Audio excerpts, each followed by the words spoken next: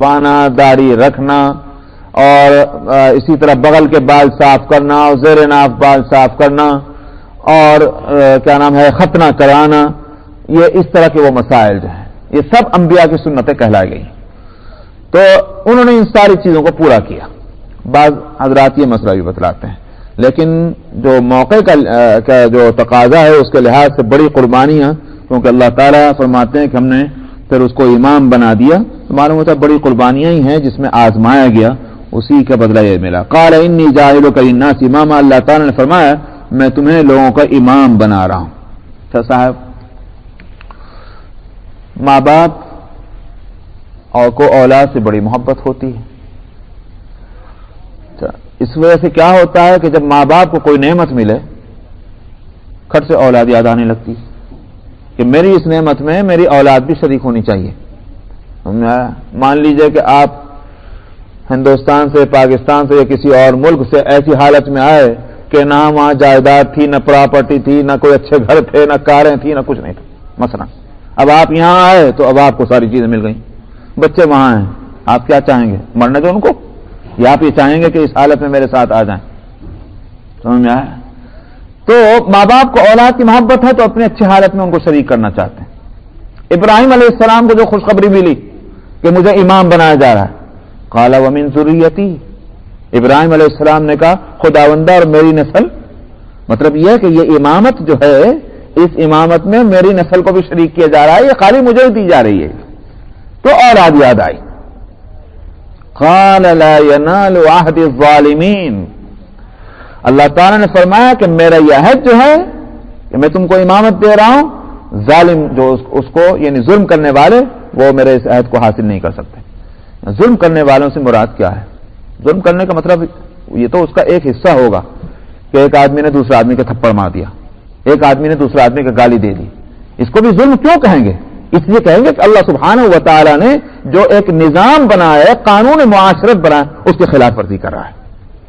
اس لحاظ سے جو اللہ سبحانہ و تعالیٰ کے ساتھ کفر اور شرک کر رہا ہو اس کو کیسے ظلم نہ کہیں گے؟ سمجھنا ہے؟ اگر ظلم یہ ہے کہ ایک آدمی نے دوسرے کا تھپڑ مار دیا تو یہ ظلم کیوں نہیں ہوگا کہ اللہ سبحانہ و تعالیٰ کے ساتھ شرک اور کفر کر رہا ہے؟ یہاں تو سارا کا سارا قانون ہی توڑ رہا ہے وہ اللہ کا. اسی بات سے قرآن شریف میں فرمایا گیا ان الشرک لظلم عظیم، کہ شرک جو ہے وہ ظلم عظیم ہے. یہاں ظالمین سے مراد کون ہیں؟ کہ جو اللہ سبحانہ و تعالیٰ کے قانون کو توڑتے ہیں، کفر شرک کر کے ہو اور یا پھر مزید بڑے بڑے جرم کر کے ہو، گناہ کبیرہ کر کے ہو. یہاں عام فرمایا لا ینال عہد الظالمین. اس سے اس طرف بھی اشارہ ہے کہ ہم نے تو امامت دے دی تھی ان کو، اور ان کی اولاد میں جو ظالم نہیں تھے وہ امامت چلی، لیکن تم نے ظلم کیا ہے. بنی اسرائیل نے ظلم کیا تو میں نے تو پہلے کہہ دیا تھا کہ جو ظالم ہوں گے وہ میرے اس عہد کا ان کو فائدہ نہیں پہنچے گا، میں نے پہلے ہی بتا دیا تھا. اچھا صاحب، وَإِذْ جَعَلْنَا الْبَيْتَ مَثَابَةً لِلنَّاسِ وَأَمْنًا، ابراہیم علیہ السلام سے ایک کام لیا گیا. دوسرا کام وہ کیا تھا؟ اسماعیل علیہ السلام کو جہاں چھوڑا ہے ایک وقت گزرنے کے بعد کہا گیا واپس جاؤ وہاں، اور جہاں اسماعیل تمہارا بیٹا رہتا ہے وہاں ہمارے واسطے ایک گھر بناؤ.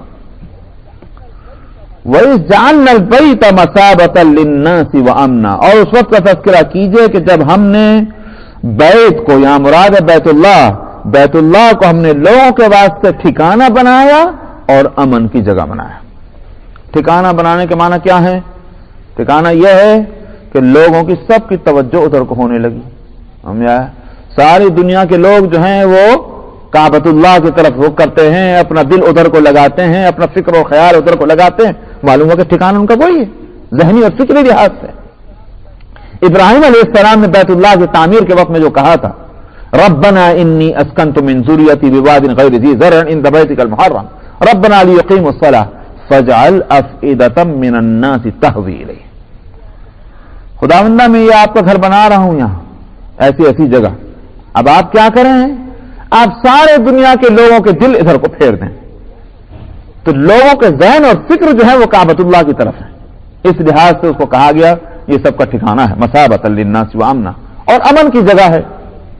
امن کی جگہ اس کو اس طرح بنایا کہ مشرک ہو کہ کافر ہو، مسلمان ہو کہ یہودی ہو کہ نصرانی ہو، ان سب نے اپنے اپنے زمانے کے اندر کعبۃ اللہ کی عظمت اور کعبۃ اللہ کے گرد و پیش جو ہے انہوں نے فساد کو ہمیشہ غلط سمجھا. مشرکین نے باوجود شرک کے بیت اللہ کے پاس کبھی جنگ نہیں کرتے تھے. وہ سارے خرافات جو ہیں مکے سے باہر ہوتی تھیں, لیکن کعبۃ اللہ کا احترام ان کے پاس بھی تھا. اسی واسطے آج بھی مسئلہ یہ ہے کہ کوئی فساد, کوئی لڑائی, کوئی جنگ حدود حرم کے اندر نہیں ہو سکتی. علماء کا اس بات پر اتفاق ہے کہ نبی کریم صلی اللہ علیہ وسلم کے لیے بھی مسئلہ یہی تھا کہ کعبۃ اللہ کے گرد و پیش حدود حرم میں جنگ نہ ہو. صرف فتح مکہ کے دن تھوڑی دیر کے لیے اس حکم کو دین کی مصلحت کے واسطے اللہ سبحانہ و تعالی نے اس کو اٹھا لیا تھا. کہیں کو اس جگہ جنگ نہ کرنے کو. تو فتح مکہ والے دن اگرچہ نبی کریم صلی اللہ علیہ وسلم نے جنگ نہیں فرمائی, مگر یہ کہ اگر جنگ کی نوبت آ جاتی تو آپ جنگ کرتے. یا یوں کہیے کہ جس طرف سے مسلمانوں کا کوئی دوسرا حصہ ایک ایسی جگہ پہنچ گیا مکہ کے اندر کہ ان کو نبی کریم صلی اللہ علیہ وسلم کی اس مرضی اور منشا کا اور اس حکم کی اطلاع نہیں پہنچی کہ ہتھیاروں کا استعمال نہ کیا جائے, انہوں نے 2-4 کو مار بھی دیا. تو آپ نے اس پر افسوس ضرور کیا, مگر یہ نہیں کہا کہ تم نے حرام کام کیا ہے کہ کعبۃ اللہ کے پاس حدود حرم کے اندر تم نے ہتھیاروں کو استعمال کیا. اس سے علماء نے یہ سب نے بالاتفاق یہ مسئلہ نکالا ہے کہ اصل حکم تو پہلے بھی یہی تھا اور ہمیشہ بھی یہی ہے, لیکن صرف اس دن دین کی مصلحت کے لیے, اسلام کی مصلحت کے لیے تھوڑی دیر کے بعد سے یہ حکم اٹھا لیا گیا. تو وہ امن کی جگہ ہے. یہاں تک کہ حنفیہ تو یہ تک کہتے ہیں کہ اگر کوئی قاتل جو ہے کسی کو قتل کر کے وہ حدود حرم میں آ جائے تو اس کو قصاصاً بھی وہاں قتل نہیں کریں گے. قصاص ہے نا, بدلہ لینا, قصاص میں بھی اس کو وہاں قتل نہیں کریں گے. ہاں حدود حرم کا ہی مجرم ہو جس نے وہیں چوری کی ہے, جس نے وہیں قتل کیا ہے, بے شک اس نے تو وہاں جرم کیا, لہذا اس کو وہاں قصاصاً قتل کیا جائے گا یا اس کو درے مارے جائیں گے وغیرہ. لیکن کوئی باہر کا مجرم وہاں آ جائے اس کو وہاں نہیں سزا دیں گے. شفاف کہتے ہیں کہ پھر تو وہ حدود حرم کیا ہو جائیں گی, سارے مجرموں کی جو ہے پناہ گاہ بن جائے گی. اگر مجرم کوئی ہے اس کو بے شک حدود حرم میں بھی سزا دیں گے اگر وہ وہاں آ کر پناہ لے رہا ہے. لیکن حنفیہ کہتے ہیں کہ نہیں, اللہ تعالیٰ نے امن کی جگہ کہہ دیا ہے, لہذا وہ امن ہی کی جگہ ہے. اور رہ گئے تمہارا یہ اشکال کہ پھر تو جو ہے وہ حدود حرم دار الفسادی بن کر رہ جائے گا دار الامن کے بجائے. تو حنفیہ کہتے ہیں کہ نہیں, قاضی اور امیر کے ذمے یہ بات ہوگی کہ وہ اس مجرم کے لیے ایسے حالات پیدا کرے کہ وہ زیادہ دن وہاں ٹھہر ہی نہ سکے, وہاں حدود حرم سے باہر نکل جائے, جیسے باہر نکلے پولیس پکڑ کر اس کو سزا دے دے. حنفیہ کہتے ہیں کہ ہم کو آیت قرآنی کے جو مسئلہ ہے اس کا پورا پاس لحاظ کرنا چاہیے. تو بہرحال یہ امن کی جگہ ہے, اس لیے فرمایا کہ ہم نے بیت اللہ کو لوگوں کے لیے ٹھکانہ اور امن کی جگہ بنا دیا. وَاتَّخِذُوا مِن مَّقَامِ إِبْرَاهِيمَ مُصَلًّى, یہ بتانا یہ ہے کہ یہ کتنی عظمت والی جگہ ہے. اور اس کے بعد اللہ نے فرمایا کہ مقام ابراہیم کو مصلی نماز کی جگہ بنا لو. عجیب بات یہ ہے کہ آپ اگر دیکھیں تو سینٹنس جو ہے جملہ اس کا انداز بدل رہا ہے. وَإِذْ جَعَلْنَا الْبَيْتَ مَثَابَةً لِلنَّاسِ وَأَمْنًا, اس میں تو خبر دی جا رہی ہے ہم نے بیت اللہ کو لوگوں کے واسطے ٹھکانہ اور امن کی جگہ بنا دیا. اور اس کے بعد بیچ میں کیا ہے, وَاتَّخِذُوا مِن مَّقَامِ إِبْرَاهِيمَ مُصَلًّى, مقام ابراہیم کو نماز کی جگہ بنا لو. اور پھر سینٹنس پھر بدل رہا ہے, وَعَهِدْنَا إِلَىٰ إِبْرَاهِيمَ وَإِسْمَاعِيلَ, اور ہم نے عہد لیا ابراہیم سے اسماعیل سے. یہ بیچ میں یہ سینٹنس کا انداز کیوں بدلا گیا, اور جو بھی حکمتیں اللہ کو معلوم ہوں گی.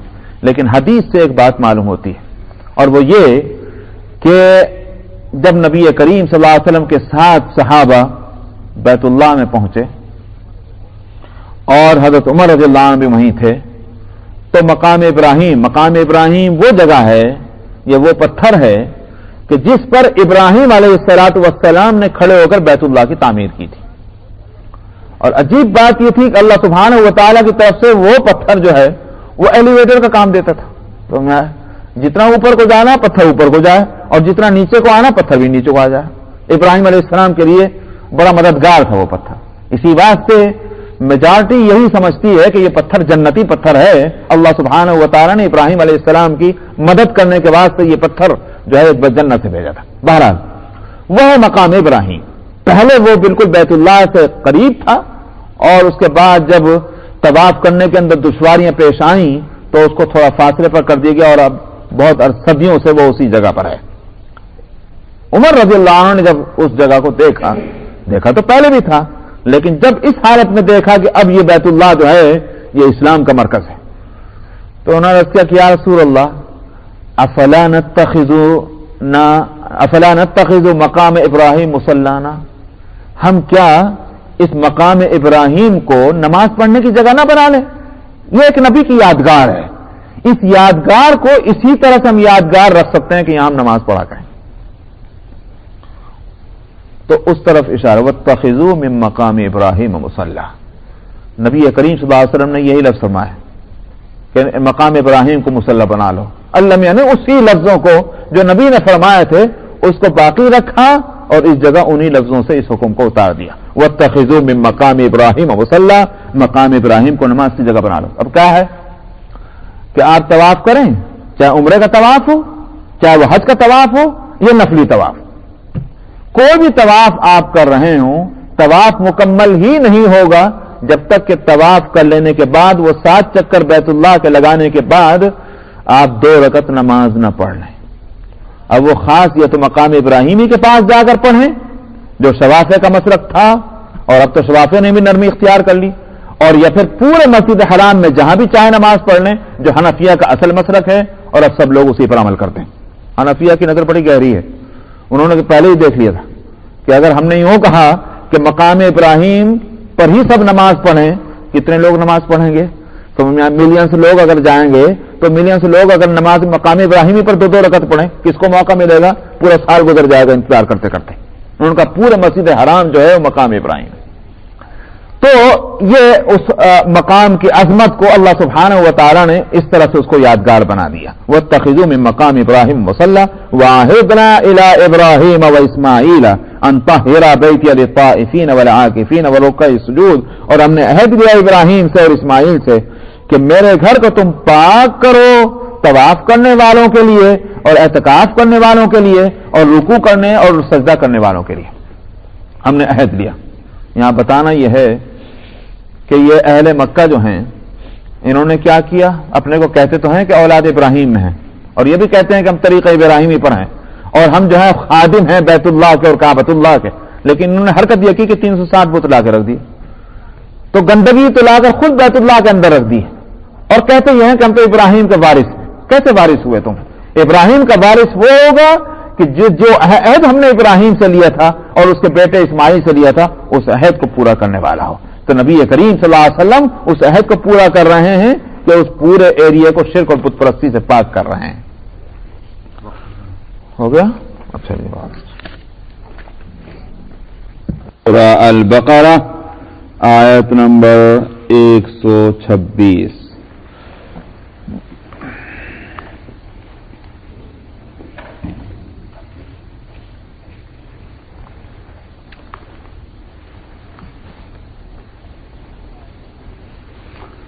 اعوذ باللہ من الشیطان الرجیم.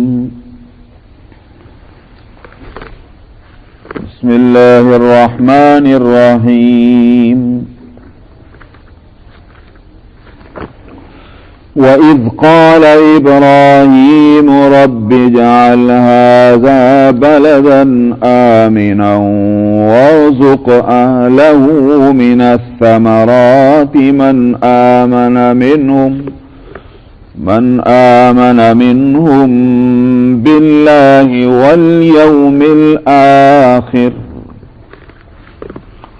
قال ومن كفر فأمتعه قليلا ثم أضطره إلى عذاب النار وبئس المصير.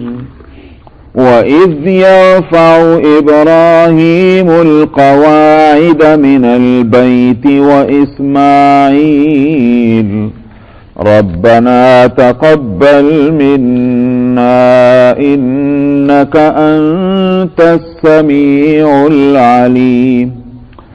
ربنا واجعلنا مسلمين لك ومن ذريتنا أمة مسلمة لك وأرنا مناسكنا وتب علينا إنك أنت التواب الرحيم ربنا وابعث فيهم رسولا منهم يتلو عليهم آياتك ويعلمهم الكتاب والحكمة ويزكيهم إنك أنت العزيز الحكيم ومن يرغب عن ملة إبراهيم إلا من سفه نفسه ولقد اصطفيناه في الدنيا وإنه في الآخرة لمن الصالحين إذ قال له ربه أسلم قال أسلمت لرب العالمين ووصى بها إبراهيم بنيه ويعقوب يا بني إن الله اصطفى لكم الدين فلا تموتن إلا وأنتم مسلمون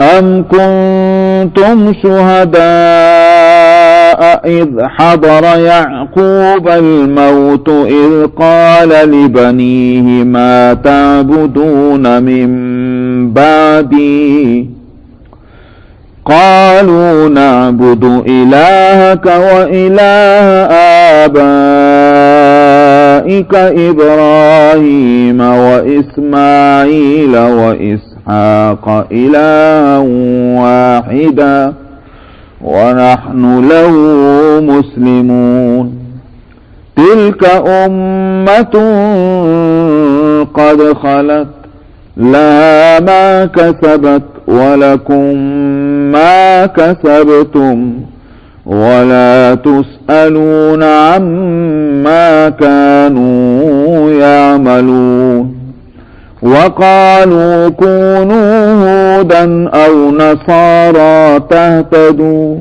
قل بل ملة إبراهيم حنيفا وما كان من المشركين صدق اللہ العظیم. تو گزشتہ آیت میں ایک تو مقام ابراہیم کو نماز کی جگہ بنانا اس کا مسئلہ آیا تھا، جس کا میں نے تذکرہ کیا تھا کہ طواف کرنے کے بعد وہاں 2 رکعت نماز پڑھنا. دوسرے فقہا یہ سب اس پر متفق ہیں کہ نماز تو پڑھنا ہے 2 رکعت، لیکن دوسرے فقہا کے ہاں جیسے شوافی کے ہاں وہ سنت ہے اور حنفیہ کے ہاں وہ واجب ہے. تو وہ مقام ابراہیم کی اس سے عظمت معلوم ہوتی ہے، اور ظاہر ہے کہ مقام ابراہیم کی عظمت اس لیے ہے کہ حضرت ابراہیم علیہ السلام پر عظمت تھے. دوسری بات اس آیت میں یہ بھی آئی تھی کہ ہم نے ابراہیم اور اسماعیل سے یہ عہد لیا تھا کہ وہ میرے گھر کو پاک رکھیں گے طواف کرنے والوں اور اعتکاف کرنے والوں اور رکوع و سجدہ کرنے والوں کے لیے. دنیا کی اور تمام مسجدیں یہ سب بنائی جاتی ہیں نماز پڑھنے کے واسطے. ان ساری مسجدوں کا سب سے بڑا استعمال جو جس کے لیے وہ مسجد بنائی گئی وہ نماز ہے. تلاوت قرآن اس کے لیے مسجد نہیں بنی، وہ الگ بات ہے کہ تلاوت کی جانی چاہیے اور کر سکتے ہیں. ذکر و شغل، تسبیح، واعظ، نصیحت، درس یہ سب وہاں ہو سکتا ہے، مگر مسجد اس کے لیے نہیں بنی. مسجد بنائی گئی کہاں کے لیے؟ نماز کے واسطے.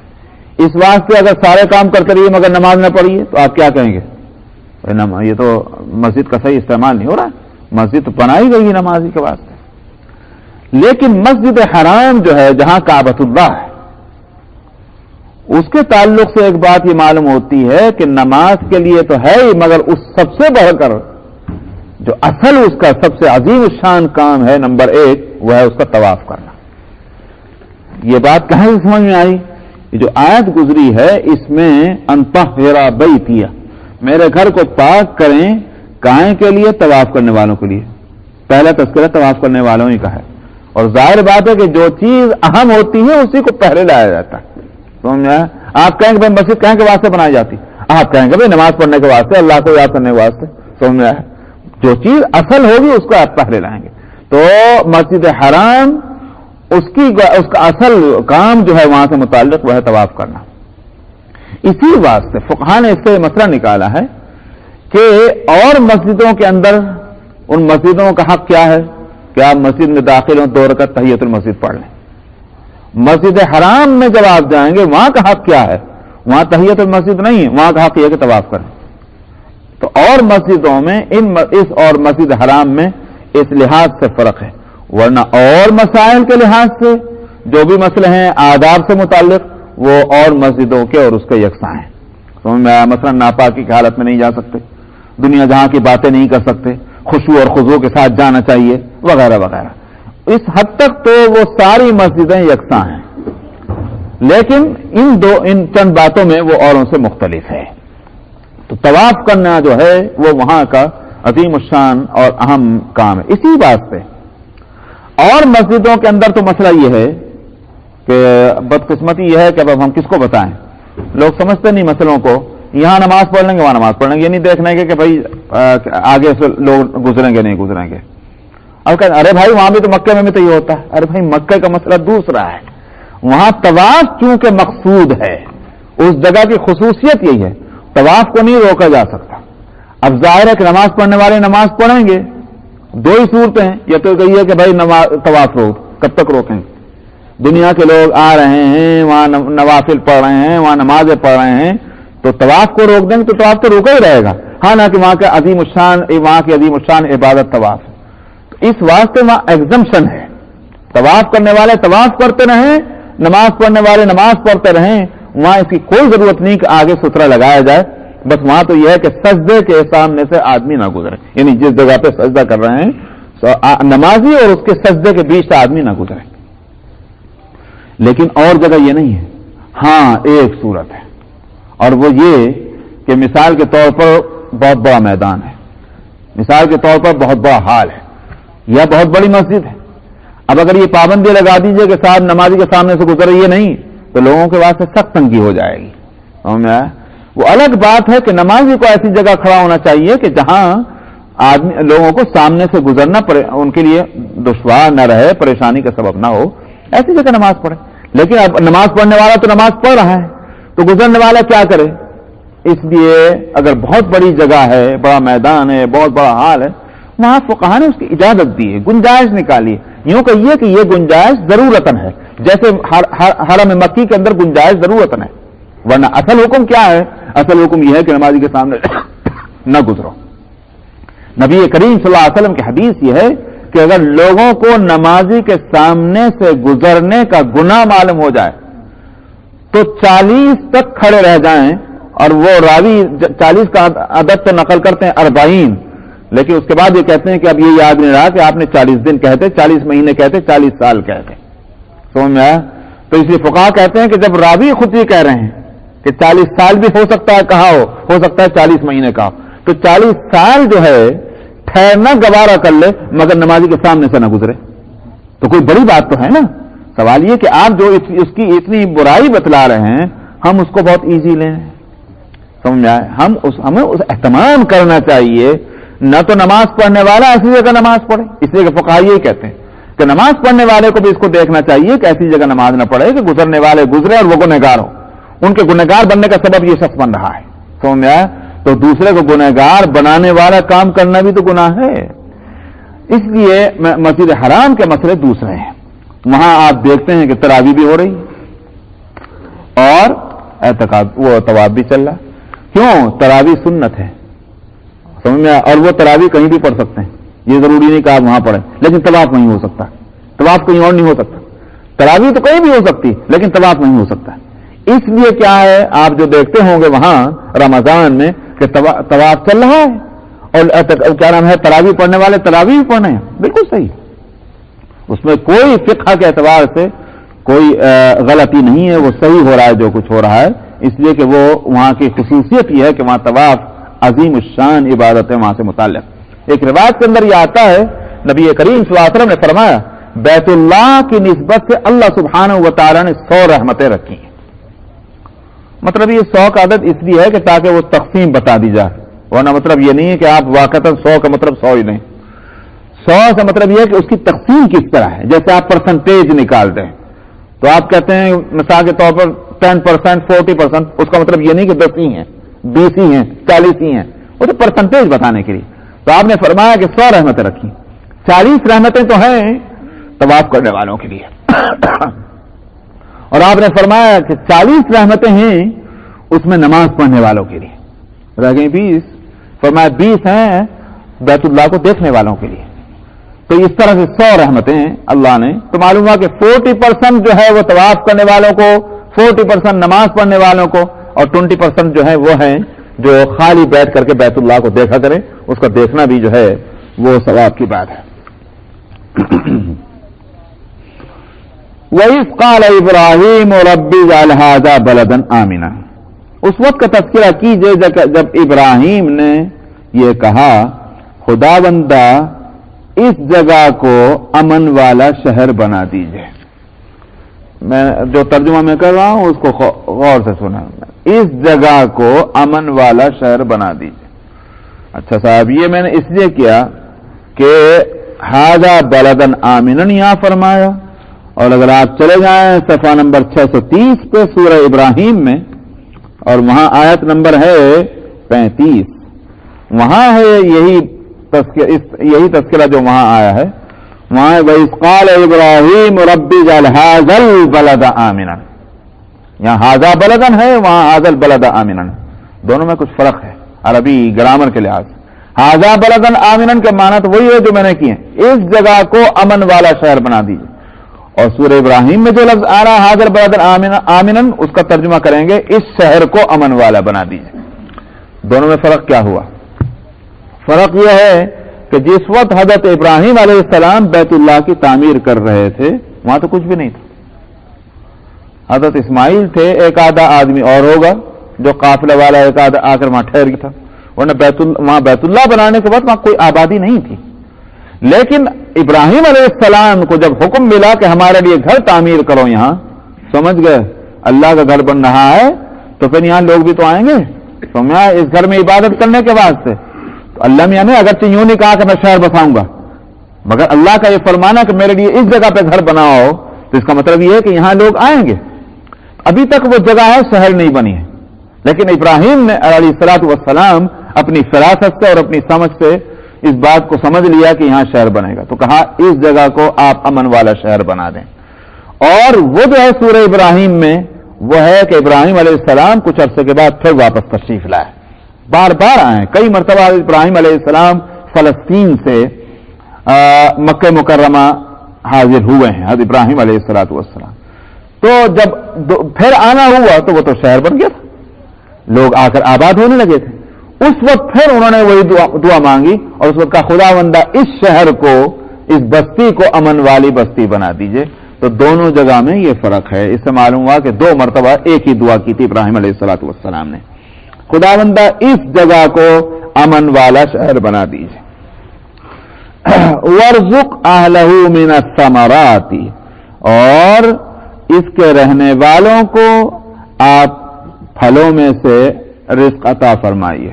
من الثمرات یہاں مراد پھل ضروری نہیں کہ درختوں ہی کے پھل ہوں، کیونکہ یجبا الی ثمرات کل شیء رزقا من لدنا، قرآن شریف میں یہ لفظ بھی آ رہا ہے، یجبا الیہ ثمرات کل شیء، اصل میں اس کا ترجمہ ہے کھچ کھچ کر چلے آئے ہیں مکے کی طرف ہر چیز کے جو ہیں پھل۔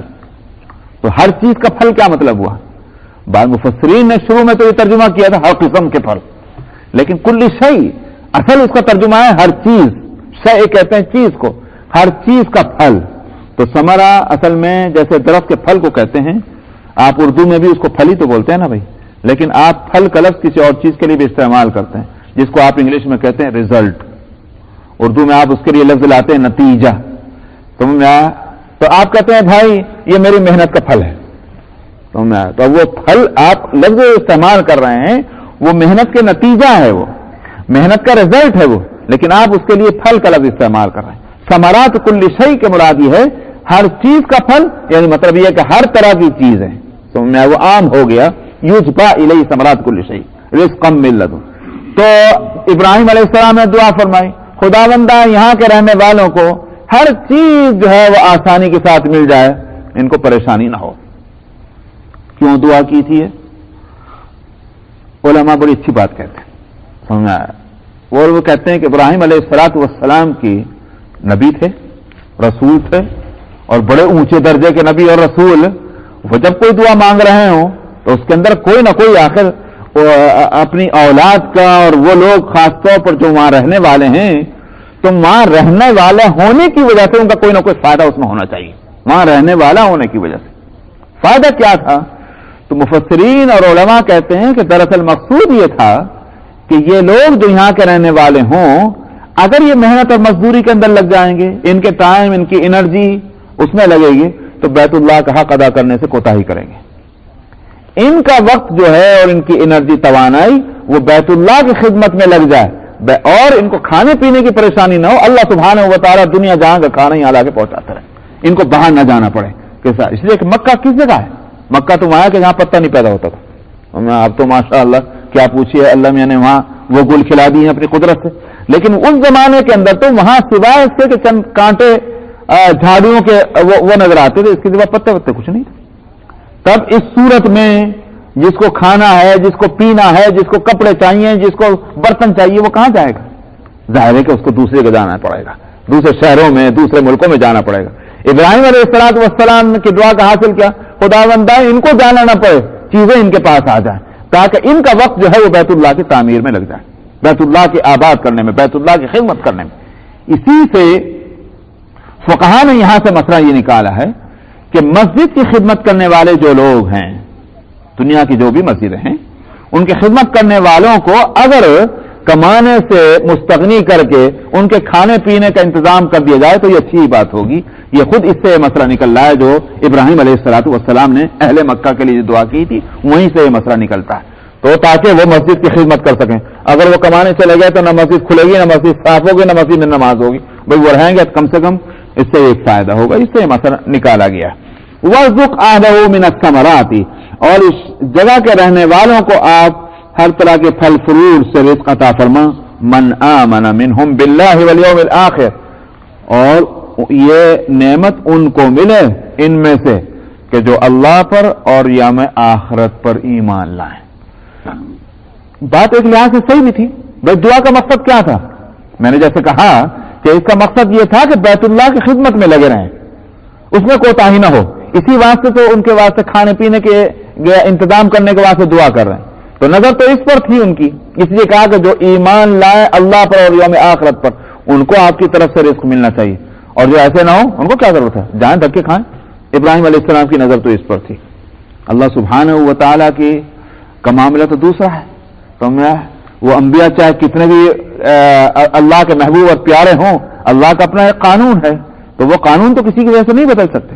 اللہ تعالیٰ نے فرمایا قال ومن کفر فأمتعه قلیلا، رزق کا معاملہ جہاں تک ہے وہ تو ہمارے کو دیتے ہیں، مومن کو تھوڑی دیتے ہیں، خالی ہم تو کافروں کو بھی کھلاتے ہیں، مومن کو بھی کھلاتے ہیں۔ تو رزق کا جہاں تک مسئلہ ہے، چاہے وہ کسی مسئلہ سے دعا کر رہے ہوں، مسئلہ الگ چیز ہے، لیکن جب تم نے دعا یہ کی کہ رزق دیا جائے تو رزق میں ہر ایک کو ملے گا، چاہے کافر ہو اور چاہے مومن ہو۔ فرمایا کہ اور جو جس نے کفر کیا میں اس کو تھوڑے دن میں اس کو فائدہ اٹھانے کا موقع دوں گا۔ تھوڑے دن کا مطلب کیا ہوا؟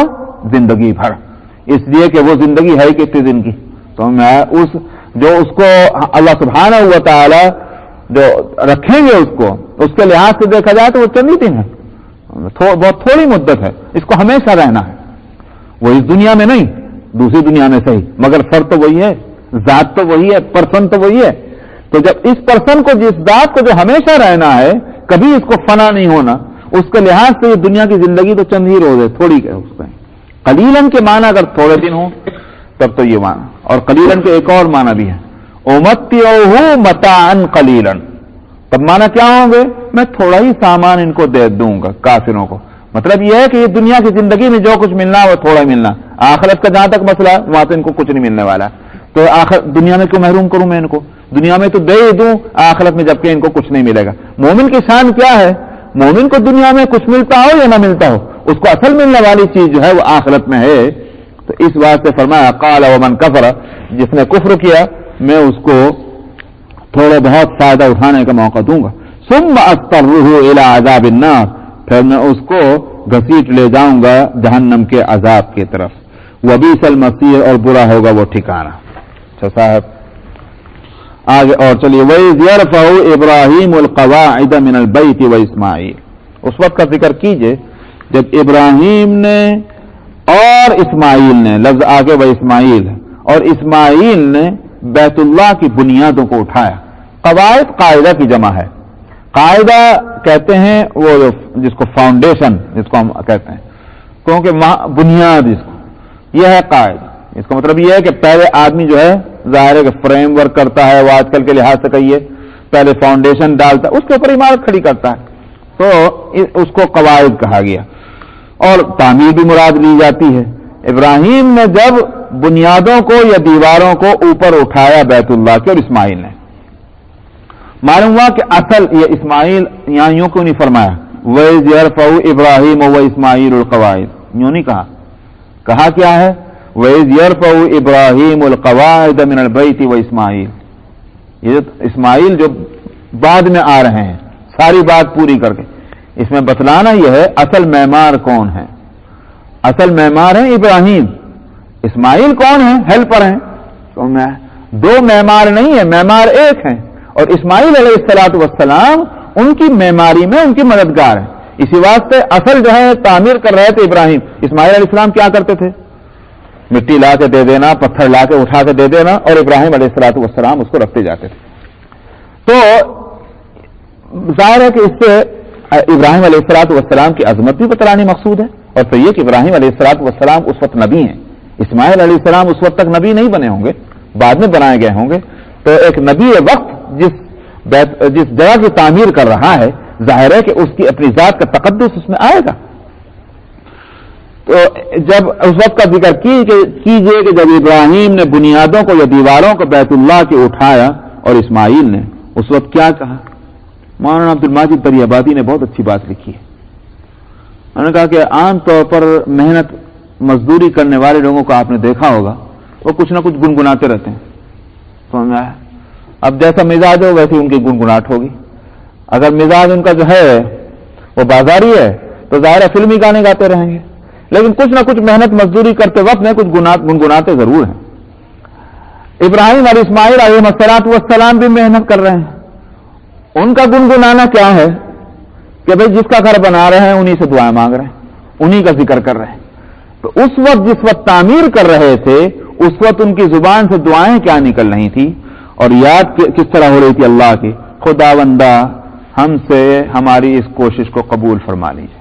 سبحان اللہ، کتنا مقدس کام کر رہے ہیں، اور پھر خود اپنی رائے سے، اپنی مرضی سے، اپنی منشا سے نہیں، انہی کے حکم سے کر رہے۔ جن کا گھر بنایا جا رہا ہے اور جن کے حکم سے بنایا جا رہا ہے وہ کہیں کو قبول نہ کریں گے صاحب؟ سمجھا؟ یہ آخر دل میں آئی بات کیوں؟ خداوندہ قبول فرما لیجئے، اس سے بتانا یہ ہے کہ عبد کی عبدیت یہی ہے۔ عبد کو کسی موقع پر بھی یہ سمجھنا چاہیے، نہیں سمجھنا چاہیے کہ میں نے تو اپنے آقا کا حق ادا کر دیا۔ تم کیسے سوچ سکتے ہو؟ حق کہاں پیدا ہو جائے گا؟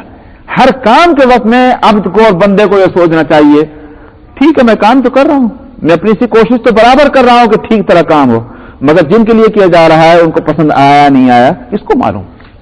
ان کے اپنے معیار اور اسٹینڈرڈ کے مطابق ہوا کہ نہیں ہوا کس کو پتا ہے؟ سمجھ میں آیا؟ ان کی پسندیدہ نظر میں یہ کام جو ہے وہ پسندیدہ قرار پا رہا ہے کہ نہیں پا رہا وہ کس کو نظر ہے؟ تو کس کو معلوم ہے؟ حاصل یہ ہوا کہ عبد کو ہر کام میں پورا اہتمام کر لینے کے باوجود یہ فکر اور یہ دھڑکا ضرور لگا رہنا چاہیے کہ میرا کام قبول ہوتا کہ نہیں ہوتا، میری کوئی دھونس نہیں ہے، میرا کوئی یوں کہ یہ جبر نہیں ہے کہ صاحب وہ ضرور قبول کریں، وہ ان کی عنایت ہوگی اگر قبول فرما لیں گے۔ منت منع کہ خدمت سلطان ہم ہی کو نہیں، منت ازو شناس کہ بخدمت او گزاشتہ، بادشاہ نے اگر خدمت کے لیے قبول فرما لیا تو آپ کا کیا احسان ہے؟ صاحب ہم بادشاہ سلامت آپ کی خدمت کرتے ہیں. ارے اس کا احسان مانو کہ اس نے تم کو خدمت کا موقع دیا. اس کی خدمت کرنے کے واسطے تو پورا ملک پڑا ہوا ہے.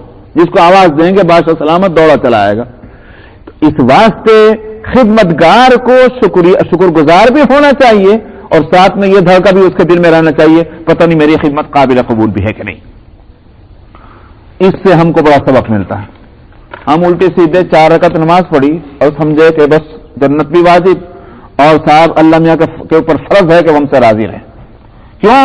دنیا میں آخر اتنی مخلوق پھر رہی ہے, اگر وہ نہیں نماز پڑھتی ہم تو پڑھ رہے ہیں, ہم بڑا کام کر رہے ہیں کہ نہیں کر رہے ہیں. سمجھ میں آیا؟ یہاں سے بات شروع ہوتی ہے. شیطان ہم کو بہکاتا ہے, شیطان ہم کو بھٹکاتا ہے. ابراہیم علیہ الصلوۃ والسلام اگر خلیل اللہ ہونے کے باوجود اور بیت اللہ کی تعمیر کرتے وقت میں اور حکم اللہ کے مطابق تعمیر کرتے وقت میں بھی اگر وہ یہ دعا مانگ رہے ہیں تو معلوم ہوا کوئی دھڑکا تو ہے دل کو لگا. آخر ہم کیسے, ہمارے دل کس طرح سے بے فکر ہو سکتے ہیں کسی کام کے کرنے کے وقت میں. ربنا تقبل منا, خداوندہ ہم سے اس کام کو قبول فرما لیجئے. انک انت السمیع العلیم, آپ دعاؤں کے سننے والے بھی ہیں اور آپ دلوں کی حالتوں کو جاننے والے بھی ہیں. العلیم, ہمارے دل میں کیا ہے, کوئی دنیا کے واسطے ہم یہ کام نہیں کر رہے. خداوندہ آپ خوب جانتے ہیں کہ آپ کے لیے کر رہے ہیں اور آپ ہماری دعاؤں کو بھی سن رہے ہیں. ایسے بت تو نہیں ہیں کہ جن کو چیخ ہوتے ان کے کان میں آواز ہی نہ پہنچے, ان کے کان ہی نہیں. آپ تو وہ ذات ہیں, وہ معبود حقیقی ہیں کہ آہستہ بولے تو اور زور سے بولے تو آپ دعاؤں کو سنتے ہیں. اس لیے کہا انک انت السمیع العلیم. ربنا وجعلنا مسلمین لک ومن ذریتنا امۃ مسلمۃ لک, خداوندہ اور بنائے رکھیے ہم کو, ہم دونوں کو, وجعلنا ہم دونوں کو بنائے رکھیے, مسلمین دونوں کا لفظ اس واسطے ہے. مسلمین یہ تسنیہ کا صیغہ کہلاتا ہے. تسنیہ کا صیغہ کہتے ہیں دو کے واسطے. انگلش میں نہیں آتا, سمجھ میں آیا؟ انگلش میں کوئی صیغہ تسنیہ کا نہیں ہے, عربی کے اندر ہے. انگلش میں تو یہ تو سنگولر ہوتا ہے یا پلورل ہوتا ہے. عربی میں 3 صیغے ہوتے ہیں, ایک ہوتا ہے واحد کا, ایک ہوتا ہے تسنیہ, ایک ہوتا ہے جمع. تو واحد تو ایک ہی کے لیے سنگولر جس کو بولتے ہیں, تسنیہ 2 کے لیے ہوتا ہے اور جمع جو ہے وہ 3 اور 3 سے زیادہ کے لیے. تو یہاں تسنیہ کا صیغہ, ظاہر ہے کہ دو جو ہے بنانے والے ہیں تو اس لیے دونوں اپنے لیے دعا کر رہے ہیں. خداوندہ ہم دونوں کو اپنا فرما بردار بنا رکھیے, ومن ذریتنا امۃ مسلمۃ لک, اور ہماری نسل میں سے ایک امت مسلمہ اپنے لیے برپا کیجیے. اچھا صاحب, مسلمین یہاں میں نے ترجمہ فرما بردار کا کیا اس لیے کہ اسلام کہتے ہی ہیں فرما برداری کو, بلکہ فرما برداری بھی کیسی, اصل جو اگر ترجمہ اس کا کوئی ہو سکتا ہو تو فارسی میں تو ترجمہ کہتے ہیں سر نہادن, جس کو ہمارے یہاں کہتے ہیں سر جھکا دینا. سر تسلیم خم ہے جو مزاج یار میں آئے, یہ ہے اسلام. جس کو انگلش میں کہتے ہیں سرنڈر ہو جانا. ہماری کوئی اب اس میں ہمارا کوئی اختیار نہیں, کوئی چوائس, کوئی ہمارے لیے وہ سلیکشن اور انتخاب کی کوئی صورت نہیں. سارا حکم آپ کا, آپ کے سامنے, ہم اپنے اختیار ختم کرتے ہیں, جو آپ فرمائیں وہ کرنے کو تیار ہے. اس کا نام ہے اسلام. تو اس کو فرما برداری کہا گیا. آپ ترجمہ کرنے کو یہ کہہ سکتے ہیں کہ ہمیں مسلمان بنائے رکھیے. ایک صورت تو یہی ہے ترجمہ جو میں نے کیا ہے, بنائے رکھیے, فرما بردار بنائے رکھیے اور مسلمان بنائے رکھیے. مطلب یہ کہ ہم ہیں, لیکن یہ کہ کوئی ایسا نہ ہو کہ ہمارے اوپر کسی وقت بدبختی چھا جائے اور ہم اس راہ حق سے ہٹ جائیں. اس واسطے کہ جس طرح اللہ سبحانہ و تعالیٰ کی نعمت اور توفیق سے کسی کو ہدایت ملتی ہے, اس ہدایت پر قائم رہنا بھی اللہ کی نعمت اور توفیق سے ہے. جیسا کہ حدیث میں آتا ہے, نبی کریم صلی اللہ علیہ وسلم نے فرمایا, ایک شخص کہ جو زندگی بھر لوگوں کی نظروں میں تو یہ ہے کہ وہ اللہ کی اطاعت کر رہا ہے, لیکن مرنے سے تھوڑی دیر پہلے جو ہے وہ کفر کر جاتا ہے, وہ جہنم کا مستحق بن جاتا ہے. اس کے برعکس ایک شخص ہے جو لوگوں کے دیکھنے کے لحاظ سے وہ ساری عمر اس نے نافرمانی کی, کفر کیا, مرنے سے کچھ دیر پہلے وہ کلمہ حق پڑھ لیتا ہے, توبہ کر لیتا ہے اور وہ جنت کا راستہ لیتا ہے. اصل بات کیا ہے؟ اصل یہ ہے کہ اللہ سبحانہ و تعالیٰ کی عنایت اور مہربانی جس طرح وہاں ضرورت ہے ہدایت کو قبول کرنے کے لیے، اسی طرح یہاں بھی ضرورت ہے کہ اس ہدایت میں کنٹینویشن اور تسلسل ہونا چاہیے. اسی واسطے میں سورہ فاتحہ کے وقت میں بتا چکا ہوں، اہدنا الصراط المستقیم جو کہا تھا، یہ جو دعا ہے، ہم کو صراط مستقیم کی ہدایت دے دیجئے. میں نے اس وقت کہا ہوگا کہ یہ دعا صراط مستقیم کی ہدایت دینا، تو وہ صراط مستقیم یا ہدایت کچھ بھی کہیے، وہ ایسی چیز نہیں ہے کہ وہ ایک کاغذ کے تھیلے میں باندھ کے لے آئیے کہیں سے کبھی ہو گیا. وہ ایک ایسا میدان ہے کہ جس پر آپ جتنا آگے چلتے رہیں گے، وہ یہ نہیں کہا جائے گا کہ میں اس منزل پہ پہنچ چکا ہوں کہ اس سے آگے کوئی منزل نہیں ہے. ہدایت کے لیے دوسرا لفظ کیا آئے گا؟ صراط مستقیم کی ہدایت کا معنی یعنی اپنی معرفت عطا فرما دیں. اللہ سبحانہ و تعالی کی معرفت جو ہے وہ ایک ایسا سمندر ہے جس کی کوئی تہ نہیں. اسی واسطے اس ہدایت کے لیے وہ جو ہے اہدنا الصراط المستقیم، وہ دعا اس کو بھی مانگنی ہے کہ جو آج ہی مسلمان ہو رہا ہے، اور اس کو بھی مانگنی ہے جو 90 سال کا مسلمان ہے، اس کو بھی مانگنی ہے جو گنہگار ہے، اس کو بھی مانگنی ہے جو متقی پرہیزگار ہے، اس کو بھی مانگنی ہے کہ جو امتی ہے، اور اس کو بھی مانگنی ہے جو نبی ہے. آخر نبی کریم صلی اللہ علیہ وسلم نے اہدنا الصراط المستقیم پڑھی تھی کہ نہیں پڑھی تھی؟ ہر نماز میں اسی طرح پڑھتے تھے جس طرح ہم پڑھتے ہیں. ظاہر ہے کہ یہ نہیں کہا جائے گا ہم تو اس کے حقیقی